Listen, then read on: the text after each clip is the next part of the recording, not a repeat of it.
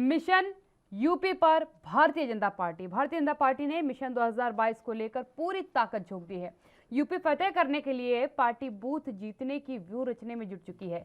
इसी कड़ी में शनिवार यानी आज दोपहर 3:30 बजे भाजपा के राष्ट्रीय अध्यक्ष जेपी नड्डा बूथ विजय अभियान का शुभारंभ करने वाले हैं। अभियान की तैयारियों को लेकर प्रदेश भर में पार्टी के संगठनात्मक मंडलों में बैठकों का आयोजन किया जा रहा है। पार्टी की योजना है कि बूथ विजय अभियान में 15 लाख से ज्यादा कार्यकर्ता शक्ति केंद्रों पर मौजूद रहकर राष्ट्रीय अध्यक्ष की बूथ जीतने की योजना को सीधे सुने। इसमें मेरा बूथ सबसे मजबूत और बूथ जीतो चुनाव जीतो का मंत्र दिया जाएगा। भाजपा ने प्रदेश में 27,700 शक्ति केंद्र बनाए हैं। बूथ विजय अभियान के शुभारंभ के मौके पर जेपी नड्डा के बूथ से लेकर मंडल और जिले के कार्यकर्ताओं जनप्रतिनिधियों को संबोधित करने वाले हैं। इसके लिए उनके वर्चुअल संबोधन को सुनने और पूरे कार्यक्रम को देखने के लिए सभी शक्ति केंद्रों पर व्यवस्था की गई है। आपको बता दें कि पहले ये कार्यक्रम 23 अगस्त को नोएडा के दादरी विधानसभा क्षेत्र के शक्ति केंद्र से शुरू होना था, मगर पूर्व मुख्यमंत्री कल्याण सिंह के निधन के कारण वो कार्यक्रम टल गया था, जिसके बाद आज इस कार्यक्रम का आयोजन किया गया है।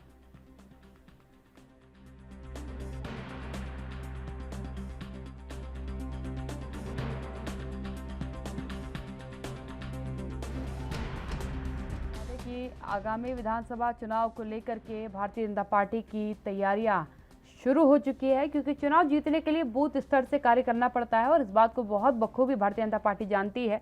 इसीलिए पिछली बार भी उसने मेरा बूथ सबसे मजबूत का नारा दिया था और अब उस पूरे नारे में एक और लाइन जुड़ गई है, बूथ जीतो चुनाव जीतो। आज इसका मंत्र जेपी नड्डा अपने कार्यकर्ताओं को देंगे कि बूथ स्तर पर आपको मजबूत करना होगा स्थितियों को। बूथ स्तर पर जब आपके कार्यकर्ता पहुंचेंगे तभी क्योंकि ग्रास रूट लेवल ही एक मात्र उपाय है किसी भी चुनाव को जीतने का। और चुनाव जीतने की रणनीति किस तरीके से बनाई जानी चाहिए, चुनाव को लड़ने के लिए क्या कुछ तैयारियां होनी चाहिए, ये बहुत अच्छे से भारतीय जनता पार्टी जानती है और इसीलिए सबसे पहले शुरुआत जो है उसने बूथ स्तर से की है।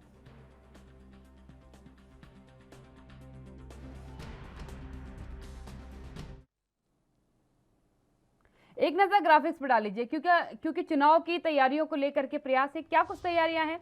बीजेपी के बूथ विजय अभियान का आज से आगाज कर दिया गया है। आज से बूथ स्तर पर योद्धाओं की तरह भारतीय जनता पार्टी कार्यकर्ता लड़ते नजर आएंगे। 3 चरणों में ये बूथ विजय अभियान चलाया जाएगा। तो अहम है क्योंकि 2022 के चुनाव को लेकर के जेपी नड्डा अभियान में बूथ जीतने का मंत्र देंगे। 2 मंत्र होंगे उसमें, मेरा बूथ सबसे मजबूत और बूथ जीतो चुनाव जीतो। सीएम समेत 15 लाख से ज्यादा कार्यकर्ता जो है इससे जुड़ते हुए नजर आएंगे। आपको प्रदेश में 27,700 शक्ति केंद्र बनाए गए हैं, जहां पर ये संबोधन सुना जाएगा, देखा जाएगा। संगठन मजबूत करने पर बीजेपी का जोर है, क्योंकि 2022 में वो मजबूत संगठन, मजबूत सरकार लेकर के अपने आप को आगे लेकर जाएगी। 403 विधानसभा सीटों पर बीजेपी का फोकस है, क्योंकि पिछली बार प्रचंड बहुमत की सरकार के साथ सत्ता पर काबिज हुई थी और इस बार एक बार फिर वही प्रयास कि बहुमत की सरकार बनाए, ताकि जो मोस्ट ऑफ द चीजें हैं उसकी कोई इशू वहां पर ना आए, जब सदन में उस बात को लेकर के हो जाए। तो 2022 का मिशन जो है उसको लेकर के भारतीय जनता पार्टी उत्तर प्रदेश में तैयार होती नजर आ रही है। 3:30 बजे तकरीबन एक कार्यक्रम रखा गया है, जब जेपी नड्डा बूथ विजय अभियान का शुभारंभ करेंगे। सबसे अहम बात है कि 2 नारे इस बार दिए गए हैं। पहला, मेरा बूथ सबसे मजबूत, और ये नारा आपको पिछली बार भी सुनाई दिया होगा चुनावों के दरमियान। अब इस नारे में एक और लाइन जोड़ी गई है, बूथ जीतो चुनाव जीतो।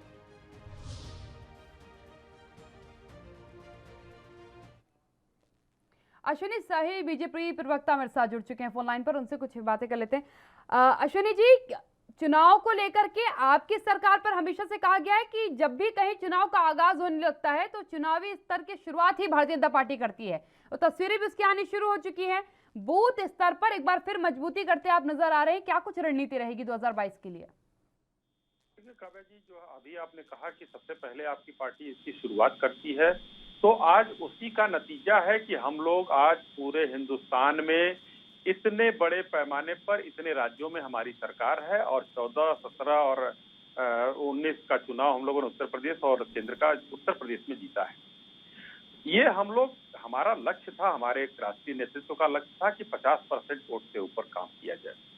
आज हम लोग अकेली ऐसी पार्टी है बीजेपी जो पूरे देश में बूथ पर सबसे मजबूत है। उत्तर प्रदेश में तो खैर है ही है, मैं देश के कई भागों की बात कर रहा हूं जहां पर हम बूथों पर मजबूत हैं, क्योंकि वहीं से हमारा वोट निकल के आता है, वोटर निकल कर आता है, और हमारे जो कार्यकर्ता हैं वो कार्यकर्ता उनके तक पहुंच बनाने में सफल होते हैं। हम अपनी बातों को पहुंचाने में बूथ के स्तर पर जब काम करेंगे तो बूथ पर हम अपनी बातें जनता के बीच में आसानी से पहुंचा सकते हैं। इसलिए हम लोग जो है बूथ जीतो अभियान का नारा देते हैं, और पिछले चुनाव में भी आपने देखा हमारा बूथ सबसे मजबूत, तो हमने बूथ को ही मजबूत किया। जी बिल्कुल। अश्विनी जी, कल प्रियंका गांधी वाड्रा भी राजधानी लखनऊ पहुंची थी। 2022 की रणनीति उन्होंने तैयार की। सीधी तौर पर जो ऐलान सामने आया वो ये था कि जमीनी स्तर पर बूथों पर जाकर के कार्य किया जाएगा, और इस बार पहले से टिकट निर्धारित कर लिया जाएगा। कौन सा जिताऊ कैंडिडेट है, कौन सा बेहतर खेल सकता है चुनावी मैदान में, उसी प्रतिद्वंदी को उतारा जाएगा आपके खिलाफ। आपकी तरफ से भी कुछ ऐसी तैयारियां हैं कि पहले से जो है कैटेगराइज कर लिया जाएगा कौन कौन से लोग हैं जिन्हें टिकट दिया जाएगा? काव्या जी देखिए, हमारे पास इस समय 403 सीटों में हम इस समय 300 से ऊपर सीटों पर हमारे विधायक हमको, और हम लगभग जो है 70-75 से ऊपर सीटें हम 4 से 5 हजार वोटों से कम मार्जिन से हारे हैं। तो हमारे प्रत्याशी तय करने में कोई बहुत हमको परेशानी का सामना नहीं करना पड़ेगा। हम लोगों के चिन्हित जो हमारे सिटिंग विधायक हैं, कुछ हो सकता है वो राष्ट्रीय नेतृत्व और प्रदेश नेतृत्व का मामला है कि किसको दिया जाएगा किसको नहीं दिया जाएगा टिकट। लेकिन अभी भी मैं कहना चाहूंगा कि आपके चैनल के माध्यम से कि कांग्रेस को आप देखिएगा कि क्या पूरे उत्तर प्रदेश में उनको हर सीट पर प्रत्याशी मिलते हैं। अतिशयोक्ति होगी कहना, उनको 400 सीटों पर मिल ही नहीं सकता, वो 100 से 150 सीटों पर लड़ा ले, यही बहुत है। क्योंकि कभी हुआ करता था इनका राज, आज 30 साल पहले 85 में ये 269 सीट थी, आज 7 सीट है और लगभग उससे कम परसेंटेज वोट है पूरे प्रदेश में। तो आज प्रियंका जी मेहनत करें, क्योंकि वो राजनीतिक पर्यटन पर जो आती हैं उत्तर प्रदेश में, वो उत्तर प्रदेश के मतदाताओं को ज्ञात हो चुका है कि एक इनके भाई हैं जो ज्योतिषाचार्य हैं, जो घर में बैठकर ट्वीट करते रहते हैं और ज्योतिष दिखाते रहते हैं कि यहाँ आंधी आने वाली है, वहाँ तूफान आने वाला है। और प्रियंका गांधी जी इस समय उत्तर प्रदेश में आकर चुनाव संचालन कर रही हैं, तब से देखिए कितने इनके साथी लोग इनको छोड़कर जा चुके, इनके कोर कमेटी के लोग इनको छोड़कर जा चुके जब से प्रियंका जी आई हैं।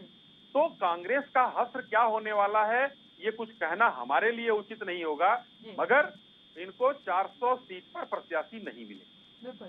अश्विनी जी, जब कोई खिलाड़ी मैदान में जा रहा होता है तो उस समय उसको अपनी क्षमता का आकलन भी होता है और सामने वाले प्रतिद्वंदी खिलाड़ी की ताकत को भी वो आजमा लेता है। वो जानता है खेल के मैदान में जाने से पहले कि कितनी प्रतिशत उसकी विजय होने की उम्मीद उसे होती है। आपको क्या लगता है कि 2022 में आपके जीतने या आपको टक्कर देने की क्षमता कौन से दल में रहेगी? देखिए, ये सभी तो हम ही से लड़ रहे हैं काव्या जी। टक्कर दे, अब किसको देना है वो अगला मतदाता तय करे और पार्टियां तय करें।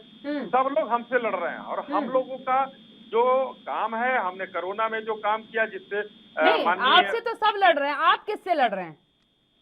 आप किसको अपना प्रतिद्वंदी मान के उत्तर प्रदेश के चुनाव लड़ रहे हैं? हम तो सबका साथ, सबका विकास और सबका विश्वास का नारा लेकर जनता के बीच में जा रहे हैं और जनता से आशीर्वाद मांग रहे हैं और उत्तर प्रदेश के एमएलए का चुनाव लड़ रहे हैं। हमको कोई मुझे तो नहीं लगता है कि कोई हमारा प्रतिद्वंदी हमारे आगे पीछे है कि हम जिससे लड़ रहे हैं।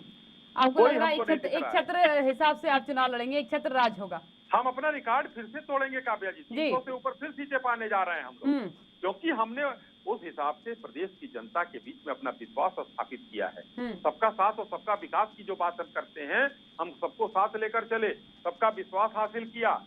उसमें जो है देखिए, एक सबसे बड़ा मुद्दा हमारे पास कोरोना आता है, जो 100 साल में पहली बार महामारी आया, उसको कितने बेहतर तरीके से, कितने बेहतरीन तरीके से कर्मयोगी आदित्यनाथ जी ने हैंडल किया और समय रहते चीजों को सुव्यवस्थित कर लिया। और आज हम उसी के वजह से WHO से लेकर और हिंदुस्तान की बड़ी एजेंसियों से उनको प्रशस्ति भी मिला है, एक तरह से उनको वाहवाही भी मिली है, प्रशंसा भी मिला है। और आज हमने अपराध को खत्म करने का काम किया। संगठित अपराध उत्तर प्रदेश में नहीं है। अगर कहीं कोई कहता है कि संगठित अपराध है तो बता दे, कोई भी अपराधी है तो या तो वो जेलों में है या वो मार दिया गया है। अब आता हूं मैं दूसरी चीजों पर। माननीय योगी आदित्यनाथ जी जो पहला ऐसी मतलब देश को ऐसा पहला मुख्यमंत्री मिला उनके रूप में कि जो सुबह से लेकर शाम तक 23 करोड़ जनता के बारे में सोचते हैं और चलते हैं। यहाँ तो ऐसे मुख्यमंत्री थे वो नोएडा जाने से डरते थे कि हम सरकार हमारी गिर जाएगी, मैं मुख्यमंत्री नहीं रह जाऊंगा, और उस मिथक को तोड़ते हुए माननीय आदित्यनाथ जी डीसीओ बार नोएडा गए, वहां पर चल रहे योजनाओं परियोजनाओं का शिलान्यास किया। आज देखिए जेवर एयर से बड़ा उदाहरण है, हम लोग उसको परिणति में लेकर आए हैं। आने वाले पूरे प्रदेश में चाहे वो इधर पूरब का देवरिया हो या पश्चिम का सहारनपुर हो, मिर्जापुर हो या बलरामपुर हो, योगी जी रोज कहीं ना कहीं रहते हैं अपने काम को निपटाते हुए। इतना कर्मयोगी अगर किसी प्रदेश को मुख्यमंत्री मिलेगा, इसकी डिमांड हो रही है, आज जनता कर रही है, साउथ की जनता कर रही है कि हमको भी कर्मयोगी मुख्यमंत्री चाहिए जो आदित्यनाथ जी की तरह हो। तो आज हम उस नेतृत्व के हाथ में हम हैं, तो हमको तो अपना रिकॉर्ड तोड़ना ही तोड़ना है।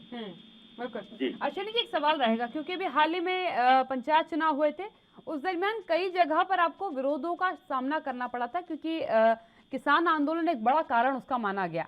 अभी भी आप बूथ स्तर पर जाएंगे, रूट स्तर पर जाएंगे तो यकीनन आपको आम नागरिकों से गांव के इलाकों पे जाना होगा, वहां के लोगों से मिलना होगा।